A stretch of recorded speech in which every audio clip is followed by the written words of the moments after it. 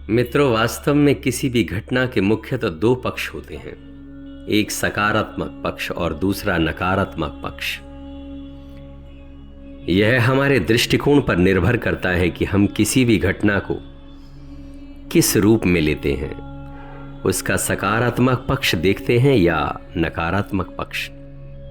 यदि हम घटना के केवल सकारात्मक पक्ष को ही देखते हैं तो हम जीवन में दुखों से बचे रहकर असीम खुशियां प्राप्त कर सकते हैं। जीवन में सदैव प्रसन्न रहने का एकमात्र यही तो उपाय है कि हम घटनाओं के केवल सकारात्मक पक्ष को ही देखें और आशावादी बने रहें। किसी भी घटना में केवल प्रत्यक्ष या वर्तमान लाभ देखना हमारी अल्पज्ञता, संकुचित दृष्टि और व्यावसायिकता का द्योतक है।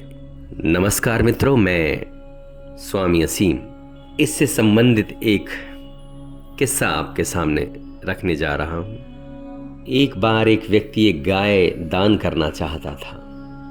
वह अपने गांव के पास के एक आश्रम में गया और आश्रम के प्रमुख से बोला, महाराज, मैं आश्रम को एक गाय दान करना चाहता हूं। यदि आप इसे स्वीकार करेंगे तो बड़ी कृपा होगी। आश्रम के प्रमुख ने कहा, यह तो बड़ी ही अच्छी बात है। गाय आ जाने से यहाँ रहने वाले विद्यार्थियों एवं अन्य आश्रमवासियों को दूध मिलने लगेगा। गाय पाकर सभी आश्रमवासी प्रसन्न हो गए। कुछ दिनों के बाद गाय दान करने वाला व्यक्ति पुनः आश्रम आया और कहने लगा, महाराज, मैं अपनी गाय वापस लेने आया हूँ। यदि आप मेरी गाय वापस लौटा देंगे तो आपकी बड़ी कृपा होगी। आश्रम प्रमुख ने कहा, यह तो बड़ी ही अच्छी बात है।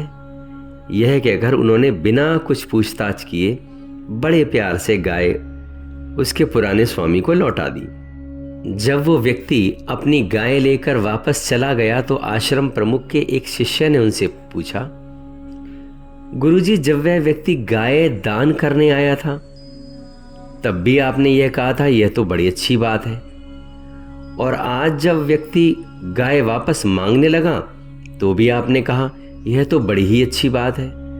गाय वापस देने से हम सब दूध से वंचित हो गए, इसमें कौन सी अच्छी बात है? गुरुजी ने कहा, देखो, जब गाय आई थी तो दूध देती थी, अतः इससे अच्छी बात और क्या हो सकती थी। गाय दूध देती थी तो उसकी देखभाल भी करनी पड़ती थी। अब गाय वापस चली गई है तो अब हम सब आश्रम वासियों को गोबर उठाने एवं गाय की देखभाल से भी मुक्ति मिल गई है। अतः अब इससे अच्छी बात और क्या हो सकती है, बताओ।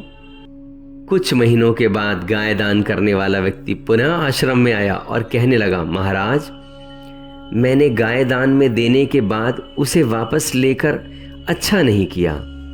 मैं गाय को वापस देने आया हूं। कृपया गाय को स्वीकार कर मेरी भूल को क्षमा करें।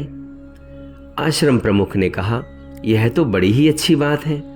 उन्होंने गाय को दोबारा आश्रम में रख लिया और अपने शिष्यों को उसकी देखभाल करने का निर्देश दिया। बाद में पता चला कि अब यह गाय दूध भी नहीं देती है। जब व्यक्ति गाय को आश्रम में छोड़कर चला गया तो एक शिष्य ने प्रतिवाद करते हुए पूछा, गुरुजी, अब यह गाय दूध भी नहीं देती है, अतः किसी काम की नहीं है। अब मुफ्त में इसका गोबर उठाना पड़ेगा और सेवा करनी पड़ेगी। फिर भी आपने क्यों कहा यह तो बड़ी अच्छी बात है? अब इसमें भी कौन सी अच्छी बात रह गई? आश्रम प्रमुख ने कहा, गाय दूध नहीं देती तो कोई बात नहीं। दूध के कारण गाय की सेवा करना तो सकाम कर्म की श्रेणी में आता है। अब यह दूध नहीं देती तो इसकी सेवा निष्काम कर्म की श्रेणी में आएगी। निष्काम कर्म से उत्कृष्ट कोई बात हो ही नहीं सकती। वैसे तो गौ माता की सेवा करना हमारे यहाँ धर्म माना जाता है। गाय की सेवा कर हम सहज ही धर्म में प्रवृत्त हो सकेंगे। दूसरे गाय के गोबर से तैयार खाद आश्रम के पेड़ पौधों एवं खेतों में डालने के काम आएगी।